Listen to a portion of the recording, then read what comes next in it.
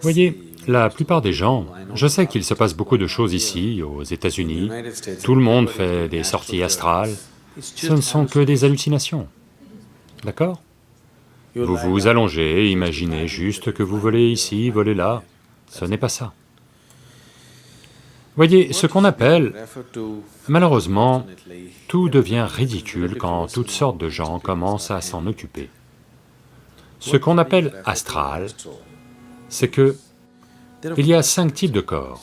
Le corps physique, le corps mental, le corps énergétique, le corps éthérique et le corps de félicité. Ce sont 5 dimensions du corps.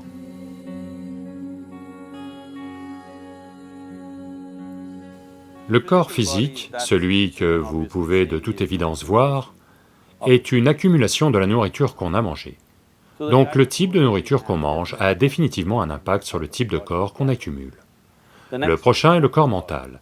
Quand on dit mental, on ne désigne aucune partie en particulier. Chaque cellule du corps a sa propre intelligence. Donc il y a tout un corps mental. Et ces deux-là sont comme, ça c'est votre matériel, ça c'est votre logiciel. Votre matériel et logiciel ne sont bons à rien à moins qu'ils soient branchés sur une alimentation de qualité. Donc la troisième couche du corps est le corps énergétique.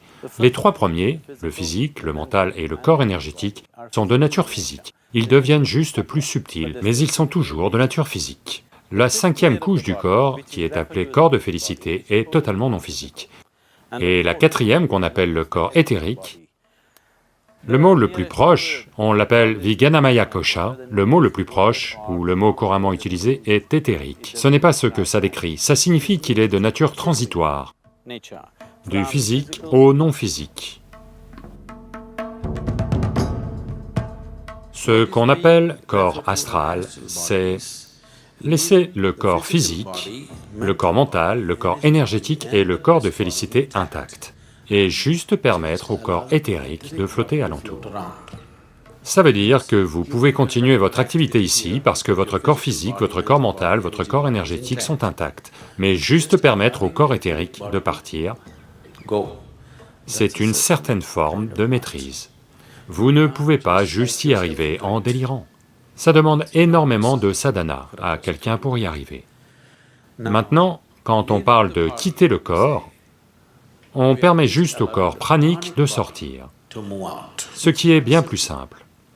C'est une chose bien plus simple à faire et c'est une chose plus concrète, comparée au corps éthérique. Le corps pranique est physique, c'est un type de présence plus physique, c'est de l'énergie, mais c'est une énergie physique. L'éthérique est une énergie transitoire, elle n'est ni physique, ni au-delà, c'est une transition. Le corps de félicité est totalement au-delà du physique.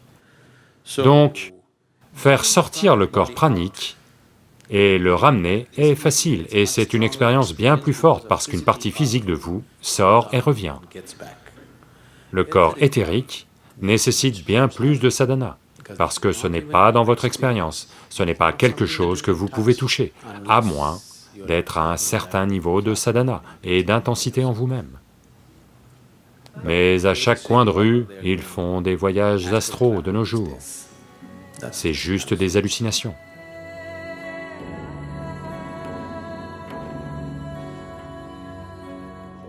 Voyez, ces choses étaient faites dans un certain but. Ça s'appelle Parakaya Pravesha. Il y a eu des écoles qui étaient fondamentalement axées là-dessus, en Inde. Simplement pour le divertissement. Ça ne vaut pas la peine d'explorer ces choses, parce que ça demande énormément d'efforts pour maîtriser ces choses, et à la fin, quoi? Qu'avez-vous atteint? C'est sans conséquence au niveau spirituel.